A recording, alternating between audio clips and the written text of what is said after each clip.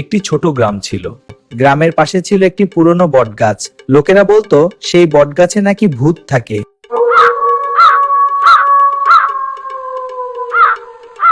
রাতে কেউ সেই গাছের কাছে যেত না, কারণ অনেকেই বলতো মাঝরাতে গাছের নিচে অদ্ভুত শব্দ শোনা যায়। আয়, এই বটগাছের পাশ দিয়ে যাই। হ্যাঁ চল। ওই দেখ, সাদা কাপড় পরা কি যেন দাঁড়িয়ে আছে। হ্যাঁ দেখছি, ভয় লাগছে।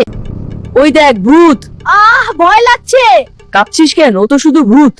আমার ভীষণ ভয় করছে। ওই দেখ, সাদা ছায়াটা আমাদের দিকে আসছে। হ্যাঁ, খুব ভয় লাগছে। আরে ওর চোখ দুটো জ্বলছে। আমরা কি পালাবো? ভূত, পালা। হ্যাঁ, দৌড় দে। পিছনে কে যেন আসছে। তাড়াতাড়ি।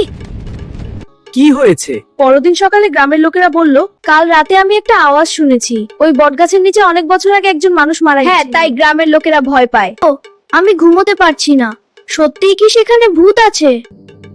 আমাকে এই গাছের কাছে গিয়ে দেখতেই হবে ওখানে আসলে কি আছে। আমি সাহস করে এসেছি, চল দেখি। কিন্তু ভয় করছে। ভয় নেই, আমি আছি। ওই দেখ, আলোটা জ্বলছে। হ্যাঁ, আর বাতাসের পাতাগুলো কাঁপছে। এটা কি ভূত? ভয় পেও না বাচ্চারা, আমি ভূত না। আপনি মানুষ? হ্যাঁ, একজন বৃদ্ধ মানুষ। অনেক বছর আগে তার এক বন্ধু ওই গাছের নিচে মারা গিয়েছিল, তাই তিনি মাঝে মাঝে সেখানে এসে বসে বন্ধুকে মনে করতেন। তবু গ্রামের মানুষ এখনো বলে কিছু কিছু রাতে বটগাছের নিচে অদ্ভুত ছায়া দেখা যায়। Please subscribe my channel Shorty.